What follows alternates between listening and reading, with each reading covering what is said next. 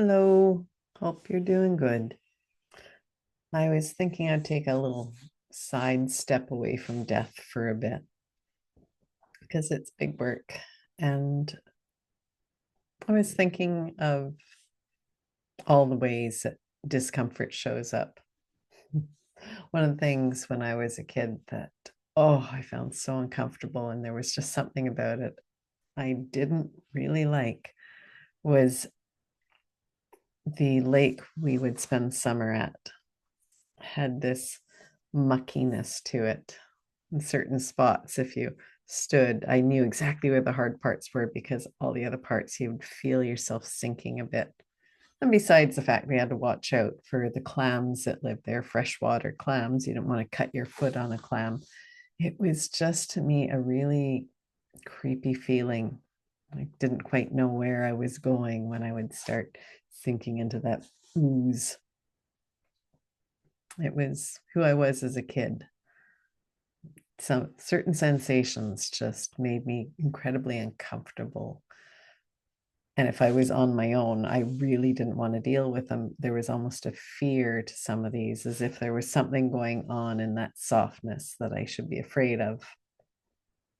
But yeah, it was a lovely place. I'm so glad I grew up there. But I had a sister's friend who taught me that the weeds would try and kill me. They'd wrap me up and pull me under. And then there was the gooey muck sometimes, especially if you got out where the weeds were. I never wanted my feet to touch down. There were the big pike fish, which were huge, and the bass that I didn't know what they would do. So there was all these things that I was uncomfortable with, and I was taught to learn to swim by sink or swim. My father tossed me in and held me, and it's like, you better figure it out or you're going to drown. But there was something about that muck. And if I wanted to be cool in the summer, be fresh, I had to figure out how to deal with it. When you grow up in Quebec in the summer, you want to be in the water. It is not fun in really hot, muggy days to just be hanging out. So water it was. And that was the lake. It's, a cottage that my great great grandfather had built, paper thin walls, a wood stove, outhouse for the first many years that I remember.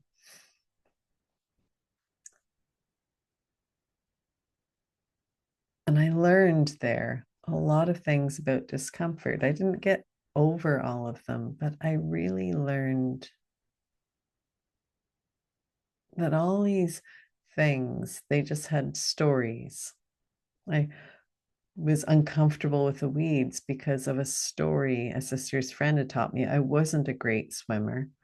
And then to think that weeds could actually want to kill you just made it an uncomfortable experience to swim out past them, especially if I was on my own.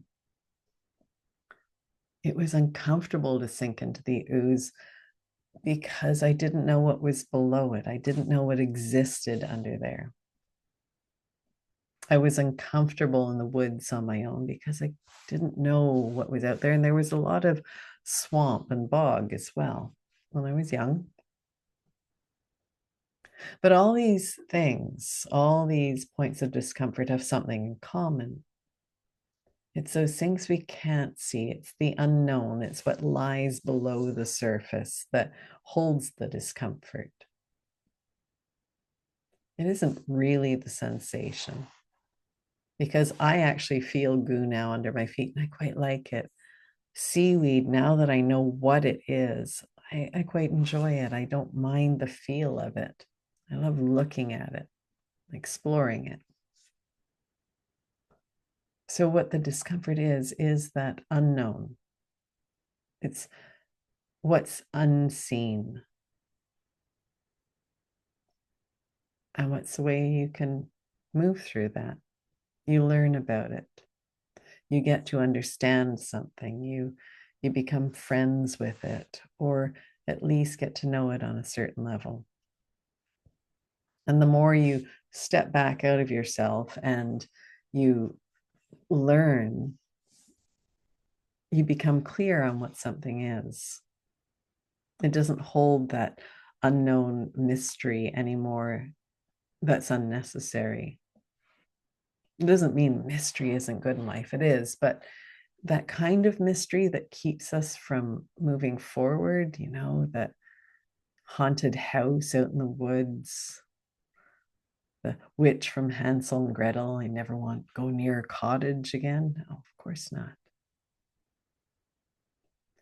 You get to know something, you look at it, you reframe it, you find things that you hadn't seen before, and discomfort starts to melt away with that knowledge. Everything in us eases up.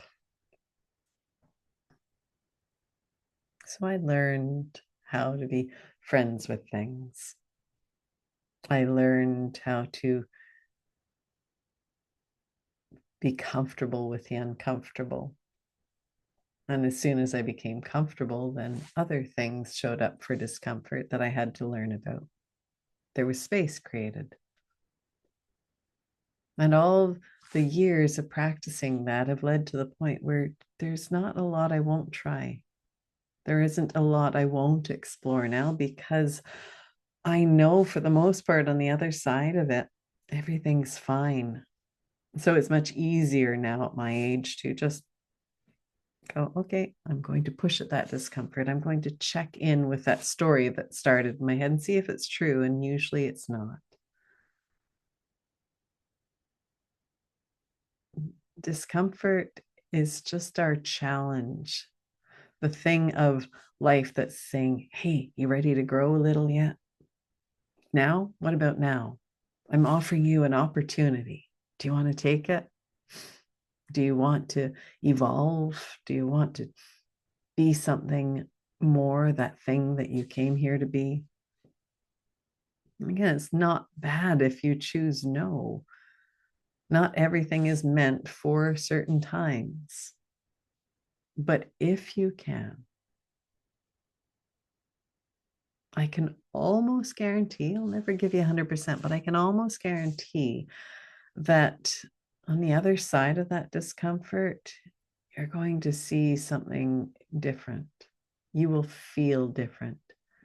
Things will look different. Things will sound different. And you will somewhere inside gain a power, a knowing that you can do this, that the way you live life is up to you. Like I said, I'm a work in progress. I'm still learning about it. It's forever learning, but the learning comes easier. The lessons are quicker. The moments of discomfort don't last as long, because kind of like bungee jumping, if you don't do it, you're not going to. So I just do it now. Where are you holding back? Where is your muck? Where are your seaweeds? Start playing with it. Play with the edges. If it's something you think would be useful to be done with, figure out what you need to know about it so it's much easier to move through. If it's calling me and saying, hey, I'm ready to do this work, I'm not so bad once you go through that discomfort. In fact, I've been told I can be kind of nice, even if I will push a little. Either way, start looking at these things. Start to evolve, start to become the butterfly from the cocoon. You were meant to fly. Have a good night.